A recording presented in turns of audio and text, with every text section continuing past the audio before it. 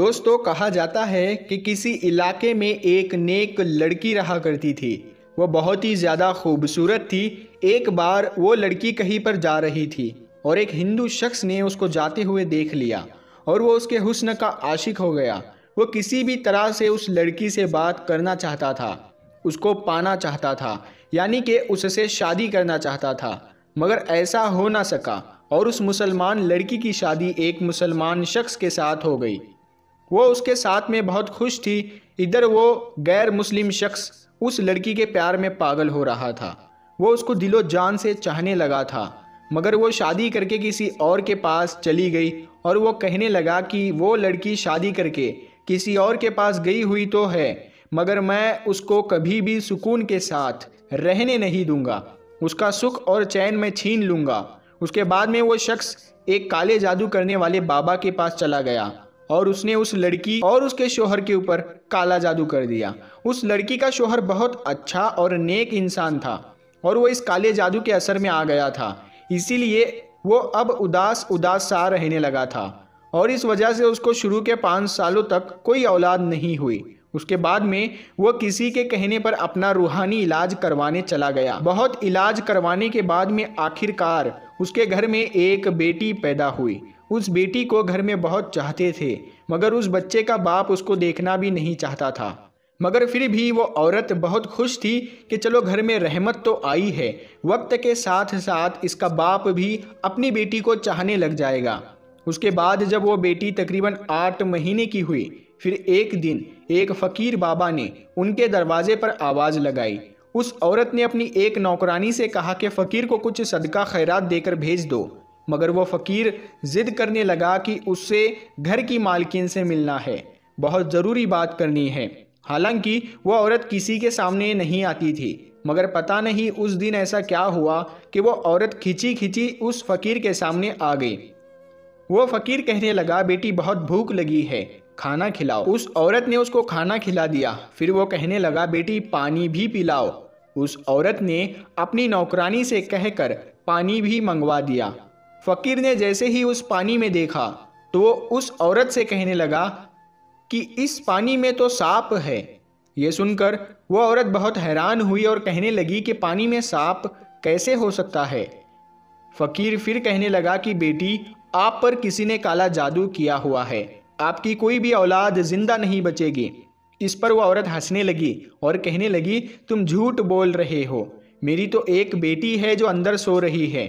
उस फ़कीर ने कहा, वो सो नहीं रही है, उसको अंदर जाकर देख लो। ये सुनकर वो औरत बहुत हैरान हुई और जल्दी से अपने घर के अंदर गई और अपनी बेटी को जाकर संभाला तो उसने देखा कि उसकी वो बेटी सच में मरी पड़ी है। उसके बाद में वो वापस दौड़ती हुई घर के बाहर आई, लेकिन तब तक वो फ़कीर कहीं जा चुका था, यानी कि वो फ़कीर वहाँ से गायब हो चुका था। उसके बाद में उस औरत ने सारा वाक़िया अपने शोहर को बताया। सब लोग बहुत हैरान थे कि बच्ची की अचानक इस तरह से मौत कैसे हो गई और वो फ़कीर कौन था। लेकिन फिर सब्र तो करना ही था।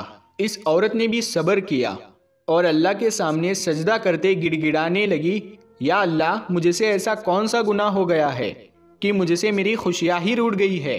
खैर दोस्तों, इस बच्ची की मौत के 1 साल के बाद फिर से इस औरत की एक और बेटी पैदा हुई, जो पहली वाली बेटी से भी बहुत ज़्यादा खूबसूरत थी।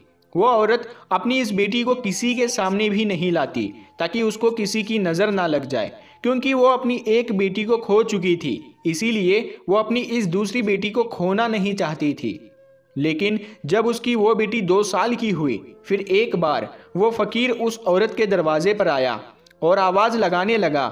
जैसे ही उस औरत की नौकरानी उस फ़कीर को सदका खैरात देने के लिए गई और उसको वो पहचान गई और उसने भागते हुए अपनी मालकिन से जाकर बताया। इस औरत को शक हो गया कि कहीं पर ये फ़कीर उसकी दूसरी बेटी को लेने के लिए तो नहीं आया है।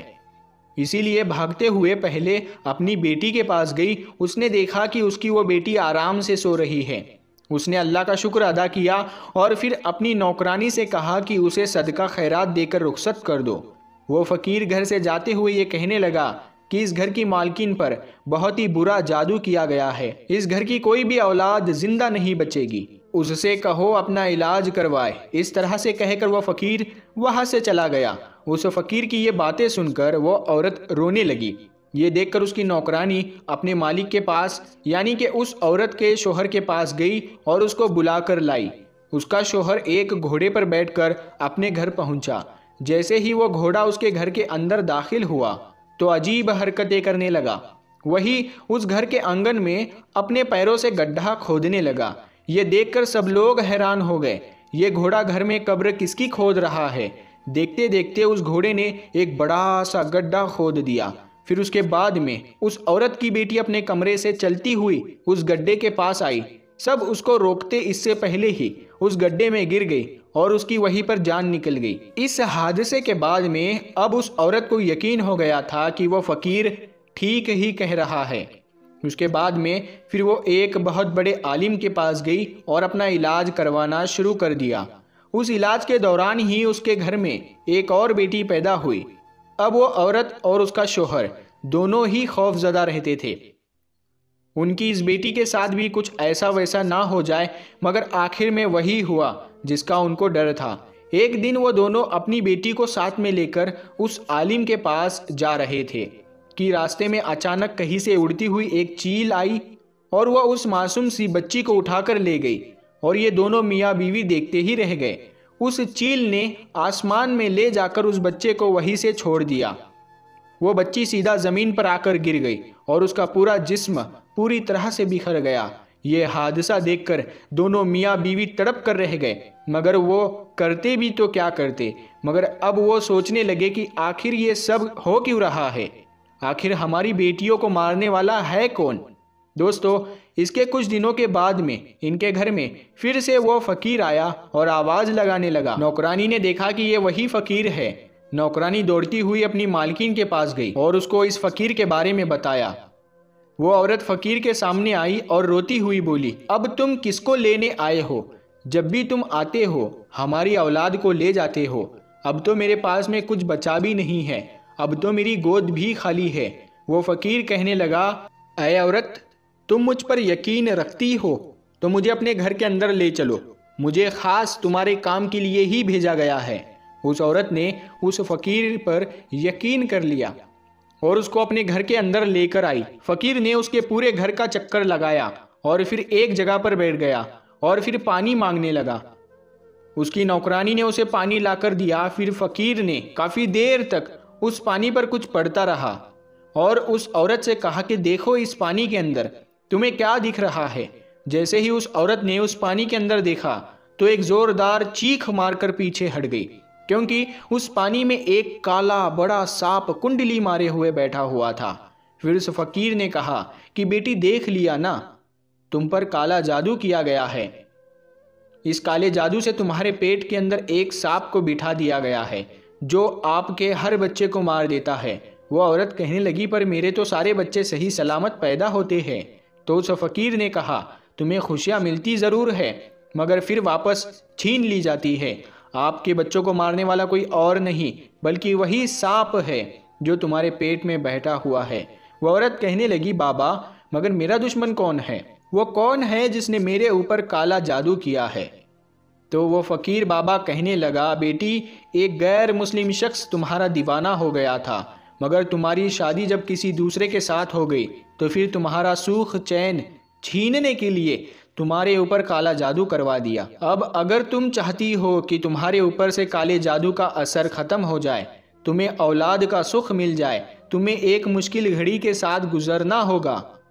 वह औरत अल्लाह की एक नेक बंदी थी। उसने हिम्मत करके कहा कि मैं इसके लिए हर मुश्किल घड़ी से गुजरने के लिए तैयार हूँ। आप बस हुक्म करें, बस इस गंदे इल्म को यहाँ से हटाना है। वो फ़कीर कहने लगा, तुम्हें अपनी औलाद को ज़िंदा रखने के लिए उस सांप को पहले पैदा करना होगा, यानी कि उस सांप को पहले अपने पेट से बाहर निकालना होगा, तभी तुम्हारे आने वाले बच्चों की ज़िंदगी महफूज हो सकती है। वह औरत अपनी औलाद को बचाने के लिए इस मुश्किल काम को करने के लिए राज़ी हो गई। उसके बाद में फ़कीर ने उसको कुछ अमल भी बताए जिसको उसने रात में तन्हाई में करने थे। फ़कीर ने उस औरत को ये भी बताया कि वो सांप तुम्हारे पेट में मौजूद ज़रूर है मगर वो अंदर बढ़ नहीं रहा है। अगर तुम उससे मोहब्बत का इजहार करोगी, यानी कि अगर तुम उससे कहोगी ये मेरा बच्चा है, मुझे इसको पैदा करना है, तो फिर वो तुम्हारी हर बात सुनने लगेगा। फिर किसी भी तरह से तुम उसे अपने पेट से बाहर निकाल सकोगी। उसके बाद ऐसा ही हुआ। वह औरत अपने पेट पर हाथ फेरते हुए कहती कि मेरे पेट के अंदर जो भी है वो मेरा ही बच्चा है, मैं उसे दुनिया में लाना चाहती हूँ, मैं उसकी माँ हूँ। उस सांप ने उसकी ये बातें सुन ली। फिर वो सांप उसके पेट के अंदर बढ़ना शुरू हो गया।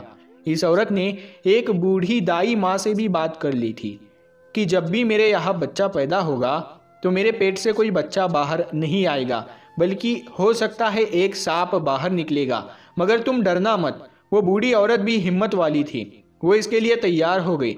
फिर एक दिन वो वक्त भी आ गया जब उस औरत ने एक सांप को जन्म दे दिया, लेकिन उन वजीफ़ों की बरकत से वो सांप जिंदा नहीं बल्कि मुर्दा हालत में बाहर आया।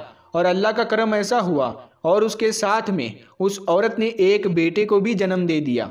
वह औरत अपने सामने एक सांप को देखकर बहुत हैरान हुई।